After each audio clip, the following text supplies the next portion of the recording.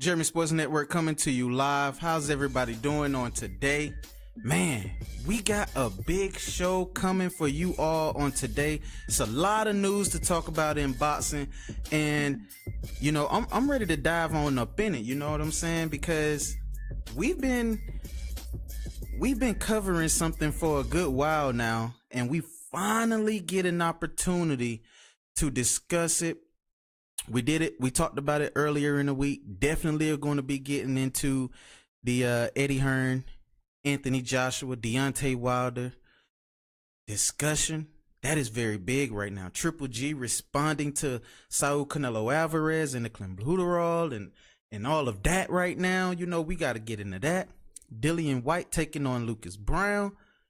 That fight has big implications on what could happen potentially next in the heavyweight division, and we're going to talk about that as well. And we will be diving into my boy Ryan Garcia, who is, you know, taking over boxing so somewhat, you know what I'm saying? He will be live on ESPN on tomorrow. It looks to go down with him. I can't wait for that matchup, but we are definitely going to dive into some very intriguing topics on tonight. Those of you who are tuning in, please like and share the show. It helps with the visibility of the show. And I mean, we going to be rocking. You are more than welcome when we open up the phone lines to call in. 404-382-0984 is the call in number. We will be getting to our callers shortly, but let's go ahead and dive into what it is that we have to talk about. And that's first the Lucas Browne versus Dillian Whyte fight. This is a very big fight right here. And this is why this fight plays so much more importance than what's anything that's taking place in the heavyweight division. And we talked about this earlier this week on the Spontaneous Show. Those of you who tuned in earlier this week on the Spontaneous Show, where we talked about Eddie Hearn being caught contradicting himself as it pertains to Deontay Wilder and Anthony Joshua matchup, because they have been in the news lately talking about putting together a fight with Dillian Whyte. So now that Dillian Whyte is pretty much putting himself in position to face Anthony Joshua again, if Joshua defeats Joseph Parker, how does that make Deontay Wilder feel? If you're Deontay Wilder right now, where do you go? Where do you go at this point? Because now things are really starting to heat up, and we are going to dive into that shortly with the Deontay Wilder situation and Anthony Joshua. But as of right now, we're talking about Dillian Whyte and his fight with Lucas Browne, and we're going to go ahead and move to the tail of the tape and how this fight is going to happen and take place. Dillian Whyte is a guy, he's 29 years old with 23 fights. His only loss is to Anthony Joshua. That's his only loss, Anthony Joshua. Joshua's been talking about how this guy gives him the best fight, right? And to me, that's interesting. When you say a guy who you pretty much beat in this fight gives you the best fight, and you say that he needs you just as much as you need him, and you both are talking very respectively towards each other now, this raises a whole lot of questions in the heavyweight division. But Lucas Browne can be a guy who, he's been around the sport for a while. He's undefeated. He has 22 KOs. It's not like he's a slouch, but he can play upset here. He can be the guy who can change everything it is that Deontay Wilder is, that Anthony Joshua is trying to do as far as staying away from Deontay Wilder. And we're going to, like I said, we're going to dive into that shortly. But stay with me here. Follow me. Lucas Browne can really upset Dillian Whyte. There's a possibility. And if he upsets Dillian Whyte, then guess what? He can become the mandatory for the WBC title. Now, the WBC title is held by Deontay Wilder. So you would think the winner of this fight will be getting a shot at Wilder. Everything is pointing towards Dillian Whyte to win this fight. Everything. But Dillian Whyte, given the fact that he will be the mandatory for Deontay Wilder. He don't even want that fight with Wilder yet.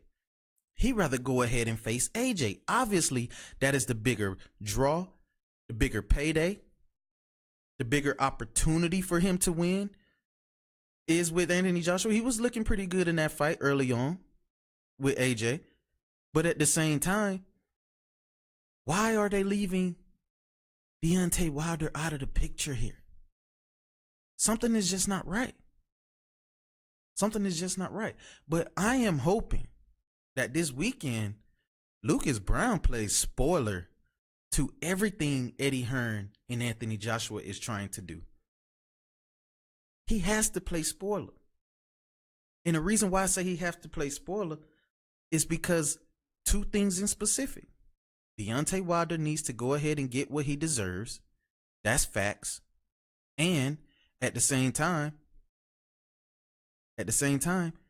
Dillian Whyte and AJ already fought. We don't want to see that fight again. Shout out to my boy Timothy in the super chat. Tim, what is going on, bro? But yeah, you're right, man. His knockout percentage is very high. It's very high. That's why I say he has a big opportunity to play spoiler in this fight against Dillian Whyte. But Dillian Whyte is the favorite going in. He's the younger guy. He seems to be more fresh.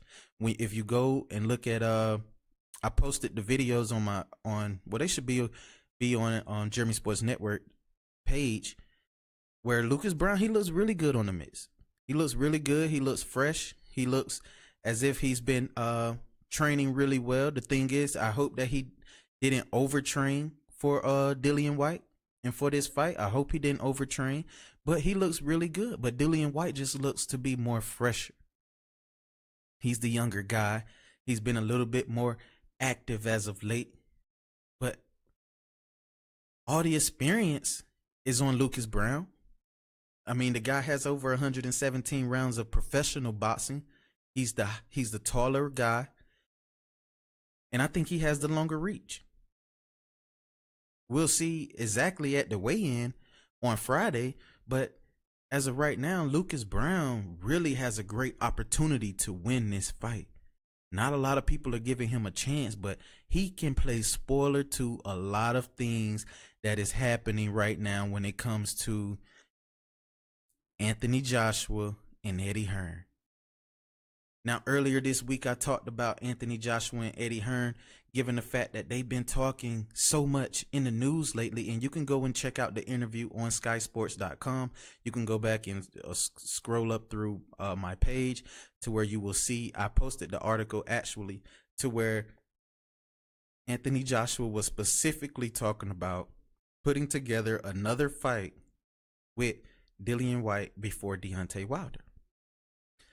Now, albeit news broke that Deontay Wilder will not be welcomed in the ring if Anthony Joshua is successful against Joseph Parker. He don't want him in the ring. He said that the reason why he don't want him in the ring is because the fight is not signed, sealed, and delivered. There's no respect there on Deontay Wilder's behalf.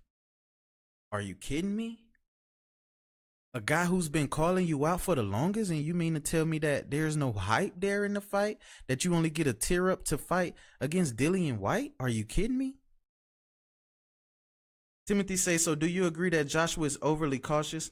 Not going to say scared about why? Hey,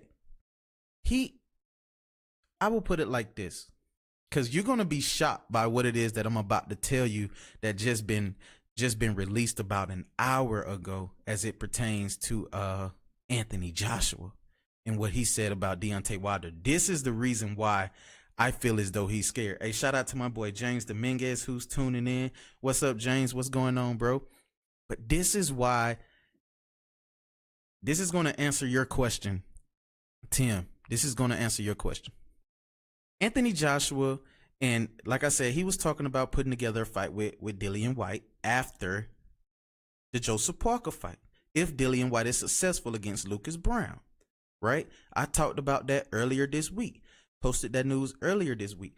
Now, Eddie Hearn came back the next day and did an interview with Radio Raheem, and Radio Raheem posted the interview, and in the interview it said, well, Eddie Hearn is willing to accept offers from Deontay Wilder, and with those offers he's working with specifically, Deontay Wilder has 3 managers, right?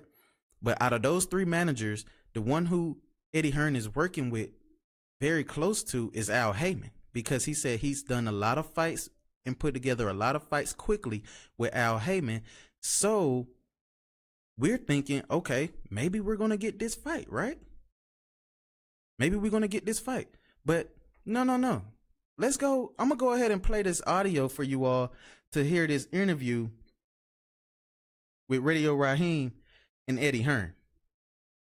The focus for us, 100% at the moment, for Anthony Joshua, is Joseph Parker on March 31st. It's the toughest fight of Anthony's career so far. There's everything on the line. Beyond that, the Deontay Wilder fight is one that I think has to happen for boxing, and it's an undisputed heavyweight fight. Now, whether that fight happens in September, October, November, December, it just depends on whether we take that interim fight, or if he does as well. If he wants to take that interim fight, the winner of this fight would probably dust off his mandatory and would be a great fight to build a potential Joshua Wilder fight. So the answer to your question is I have no idea. All I know is that the winner of this fight is very likely to be the WBC mandatory, and he's going to be screaming down the houses for a world title shot. After March 31st, there will be only 2 heavyweight champions that own 4 belts. One will own 3, one will own 1. So it narrows the possibilities and the opportunities a little bit. But, you know, this fight is right up there, and the winner's going to be screaming the houses down for a world title shot. And, you know, I think I've wanted to make Whyte Wilder for a long time. But I also understand the responsibilities that are on me to provide a fight like Joshua Wilder. But we have to see what happens this Saturday and on the 31st of March. At this point, you're the only person I talk to that believes Wilder Joshua happens this year in any respect. I'm probably the most important person to talk to in that respect as well. Yeah, I think so. I know Anthony. You know Anthony. He's not. You know how much Joshua would love to fight Wilder. It's not like, and there's no one holding him back. I couldn't say to Anthony Joshua, mate, come on, let's have a couple more soft fights. He's not that kind of guy. And the opportunities to become undisputed heavyweight champion of the world really don't come around that often. You have the politics, you have the networks, you have the governing bodies, the mandatories. So when a chance comes up, you've got to grab it. And that will be a small window.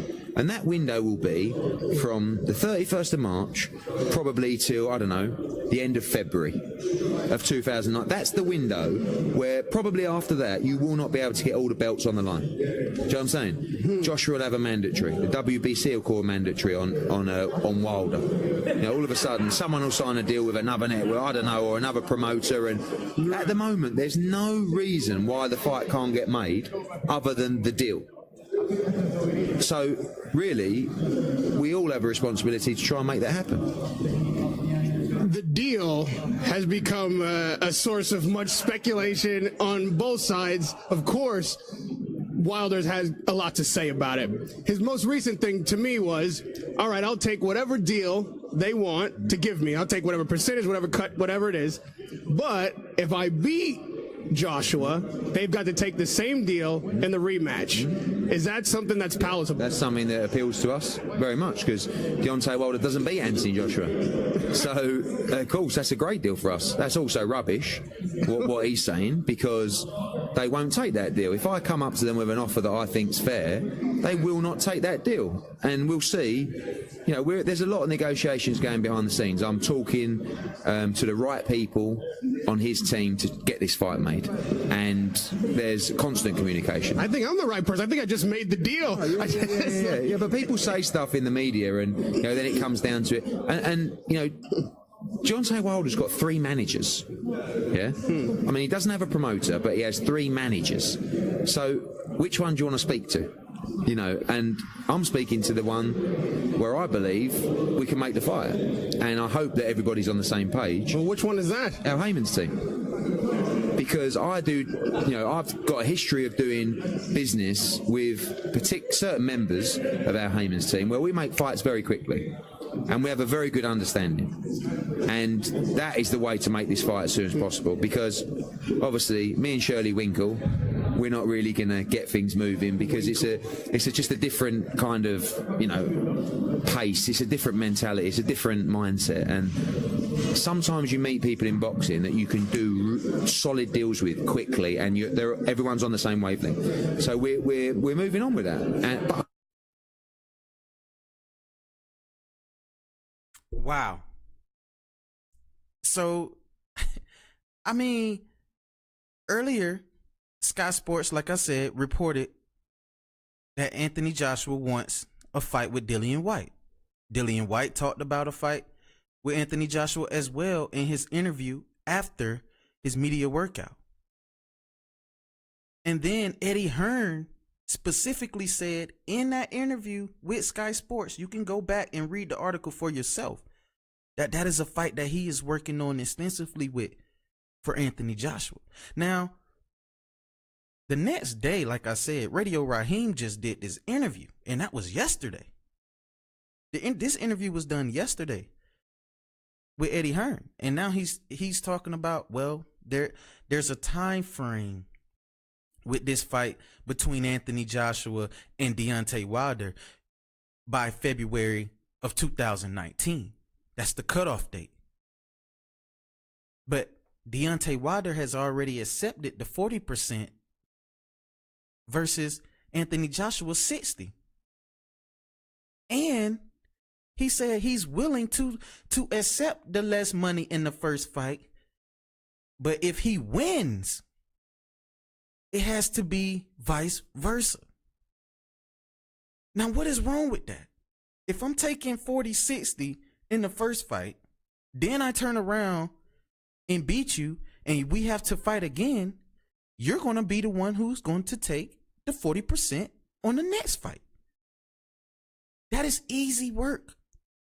That is the easiest deal that could possibly be made. So Wilder is accepting the less money. He's going ahead and taking the B side. And to sit here and say you're still trying to work on a deal and figure out a deal when we already know that the deal has already been set in place by Deontay Wilder. I knew somebody was lying about this the whole entire time. As much as we listen to, and that's why I said new media is taking over in boxing. New media is taking over because we really pay attention to now to what it is the promoter is saying, as well as the fighters, as well as articles that are being reported, because we're listening and paying close attention, because we're the consumer at the end of the day. And this is what's crazy. Deontay Wilder has been telling the truth the entire time. Nobody has been paying that man no respect whatsoever. They thinking he's just flying off at the mouth, right? But this is interesting though. It gets even better. This gets even better because Anthony Joshua, right? He felt the need today. BoxingScene.com reported that Anthony Joshua just flipped the script. And this is what he said about Deontay Wilder. If he is serious about the fight, we do serious negotiation. If not, stop hooting and hollering because we'll just freeze him out. Are you kidding me? Freeze him out? This is what he said today. BoxingScene.com reported this news. So now you're talking about freezing Deontay Wilder out because he's in a fantasy world? Are you kidding me? What fantasy world? When he already accepted less money and he's willing to be the B side in the first fight. He will travel to London if he have to. He already done said this. All he wants is an opportunity. This is all Deontay Wilder has been asking for, is an opportunity. And the fact that Anthony Joshua is talking about freezing him out, and we hear the BS that is coming out of Eddie Hearn's mouth with the Radio Raheem interview, on top of what Sky Sports just reported this week, 2-3 days ago, is already posted on my page. Are you kidding me? This is why I said you have to separate what's bullshit from these promoters and these fighters who are really truly afraid to make fights happen. They're afraid to make this fight happen.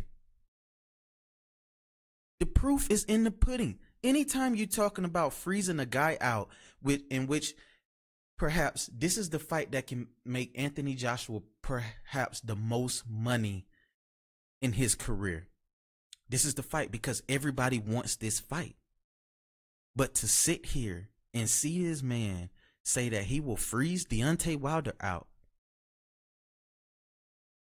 Really, bro? Like, I'm not understanding this. I'm not understanding this at all. And Tim said they call his bluff. They probably thought he wouldn't accept it. Hey, he accepted it. And he accepted it a long time ago. After we know it was first reported that he wanted everything to be 50-50, right? Now he's willing to accept less. Because at the end of the day, it's still going to be a big payday. This is going to be the most money that Deontay Wilder has made in his career in a fight with Joshua. And this is going to be the most money that Joshua has made probably since post-Klitschko fight. So he's going to make more in the Klitschko, than the Klitschko fight with this fight right here. So I'm not understanding here. If y'all can understand this better than me, cause honestly, I feel as though they are beating around the bush. They constantly keep talking about putting together fights with people other than Wilder. Dillian Whyte. That's why I say Lucas Browne can play spoiler here. If Lucas Browne beats Dillian Whyte, then guess what? We have no choice but to have this fight between Wilder and Joshua. We have no choice. Because who else is going to want to see any other mandatories for Anthony Joshua? Lucas Browne will be the mandatory for Deontay Wilder if he wins this fight. But guess what? He'll take the step aside money. They already paid step aside money to fighters for Deontay Wilder has already worked out negotiations before to pay step aside money to fighters so that he can take on opponents who he really truly wants to face. This is why I have a problem with Eddie Hearn and Anthony Joshua. I'm telling y'all, I've been covering this all week long, and you can now see the writing on the wall when it's BS. You can see it for yourself. But this is why I said is you have to pay attention. If you're a fight fan, you have to pay attention to what is actually happening and taking place when it comes to fights of this magnitude. You know who's lying and you know who's telling the truth. That's why I say we have to get behind our American heavyweight champion in Deontay Wilder. Because the guy hasn't been lying at all, period. He's been doing everything the right way. Everything the right way. Albeit Joshua, he knows how to steer a crowd because he's humble and he seems respectful. But behind all of that, I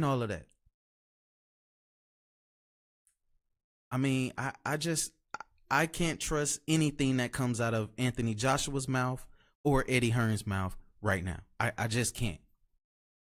Because they both been contradicting themselves. It's too much news being reported about AJ saying certain things and certain fights he want. Eddie Hearn keep talking about the Wilder fight. Yeah, we're going to put together the Wilder fight, or this, that, and the third, or whatever the case may be. But guess what? Even Deontay Wilder reported that there has been no contract sent his way at all, period. Period. And we talking about going back to last year when they was calling for this fight. These are issues that we have in between these guys. We thinking that this fight can happen this year. There is no reason for this fight not to happen this year.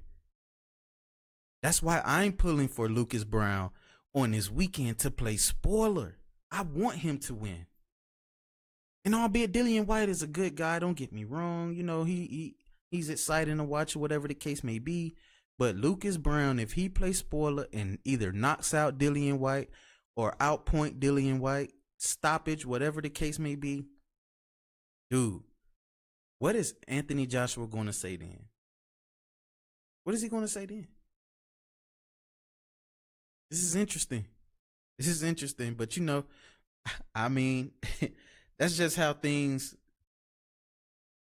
tend to pan out as far as what's going on in the heavyweight division, right?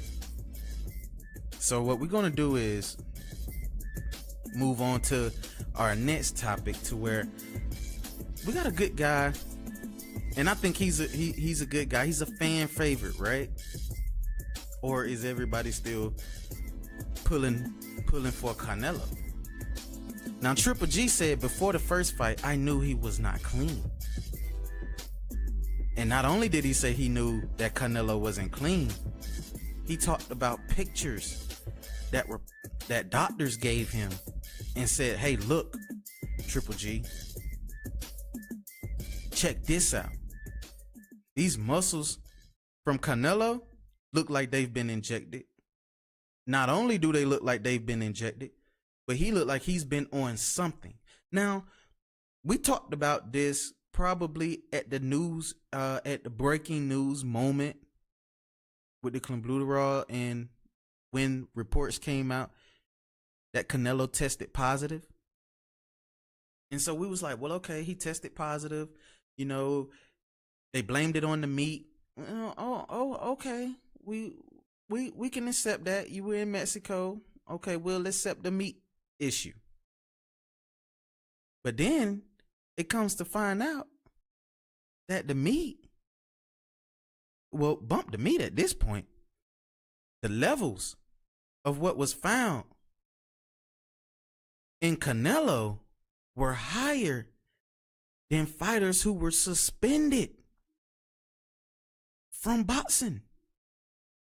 So why is Canelo not being suspended? Obviously, nobody is bringing. Shout out to my boy Ed Duran. He's going to be at the Ryan Garcia fight on tomorrow, which we're going to be getting to next. And Ed, I got to get your thoughts, man. You got to call in on the show when we move to the next topic to talk about the Ryan Garcia fight. But back to Triple G and Canelo.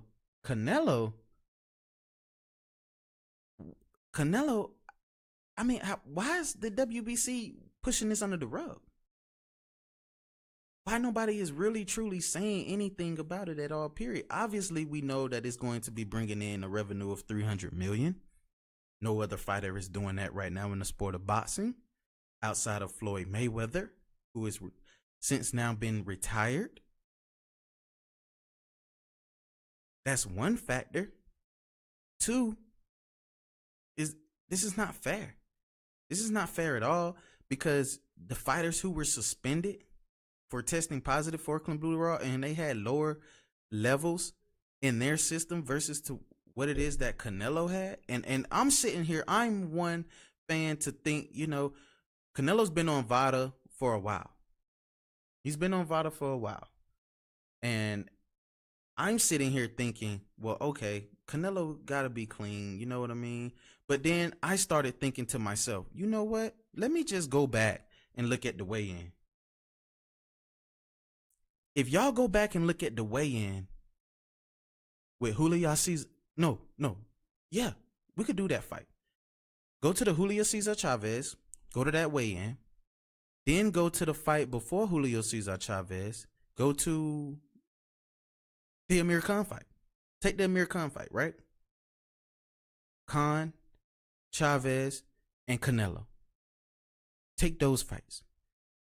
Look at Canelo's body from then to now. You will see a dramatic difference in his muscles. And he was bigger than he has ever been before at all, period. Now, I'm not sitting here saying whatever it is, other people have been thinking, anabolics or whatever the case may be. I'm not saying that at all, period. But you see the change that Triple G was talking about specifically. And let's dive into what it is that Triple G had to say as it pertains to those muscles on Saul Canelo Alvarez just this week.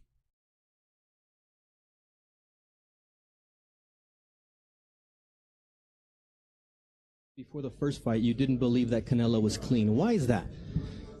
I'm not thinking for him about just I saw, so many doctors sent me photos, just said, look, he's muscle, just injection to muscles, and he used, I don't know why his coach bring him, just something like pills, I don't know, after waiting, look, I will stay. He's waiting, and he's pills just for what? This is not my point. I know I'm never use, medicals. I like clean sport. And for you, does the Nevada State Athletic Commission treat him with certain leniency as compared to you and other fighters? No, I'm not thinking about just a lot for Nevada Commission or Athletic Commission, just. Because just if everybody bring him to ring, just it's legal. So no matter what, even if he is not clean, you still want to fight Canelo Alvarez? Absolutely, because just I know my stuff. Just I 100% know my stuff. Just I clean every time. Just it doesn't matter for me who stay in front of me or my opponent. He use drugs or not use drugs. It doesn't matter for me. Some people might say, well, if he's got an unfair advantage, why would you want to step into the ring with him? This business is not very clean, just if commission or just people, his team, bring him, it's okay for this guy, why not? And you saw the marks on his body, or did somebody show you the pictures? No, just I saw a couple photos, just like 3-4 doctors sent me photos, just videos. He used pills and just everything, and I know my stuff very clean. Gennady, you said that before.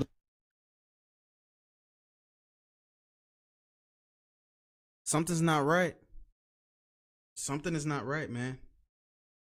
And I mean,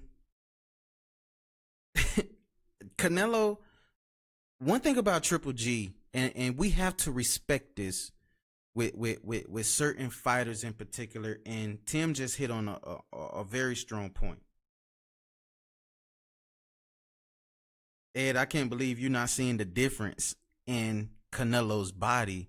You're not looking close enough. And if you go to my page and you go to the post that I put up about his body specifically, you will definitely see it. And what I'll do is I'll definitely do a full breakdown to where we just talk about each particular. We'll cover each weigh-in, the last 3 weigh-ins of Canelo, and you will see the dramatic difference as far as his muscles is concerned. And I'm telling you, you just heard Triple G just sit right here and say that doctors even pointed out to him in photos and videos of what Canelo looks like. Triple G has no reason to lie to us.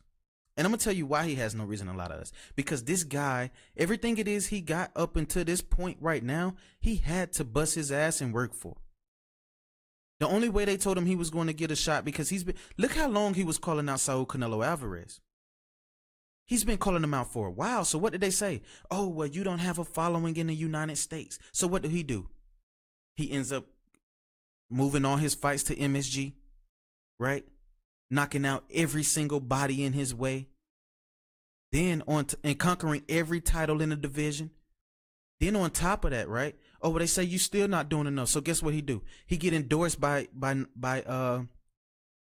Nike, Jumpman, or I think it's Jumpman or something like that. Where Jordan, he gets endorsed by Jordan, right? So he's doing everything it is he could possibly do in order to generate a fan base here in the United States,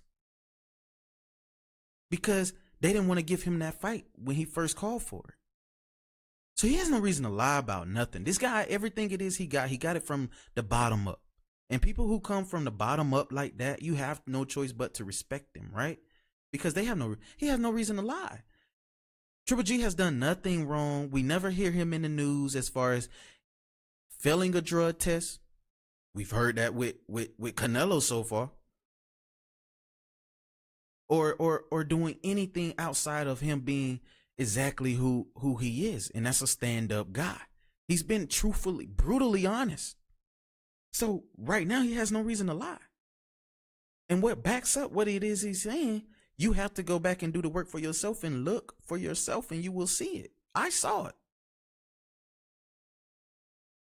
Ed, you say you seen it? Well, okay. Obviously, we ain't seeing the same thing, because not only am I saying it, but you have other pundits that are out there who are saying the same exact thing that I'm saying. And that's, shout out to my boy Boxing Ego.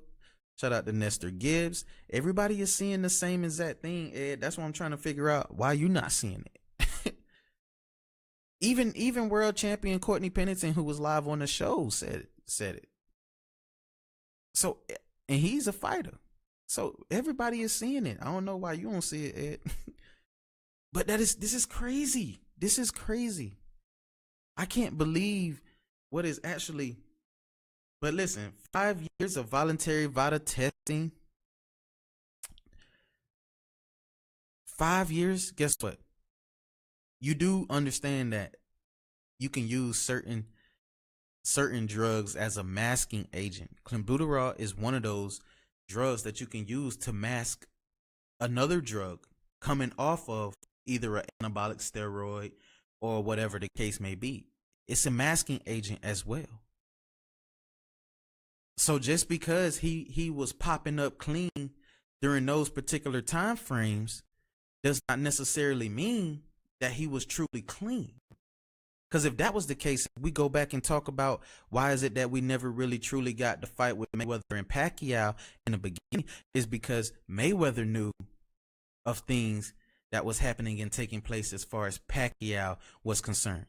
A guy coming up from 105 pounds and at 147 still knocking out opponents, but you can't even get a guy in Chocolatito who was 118 pounds moving up to 126 to knock anybody out.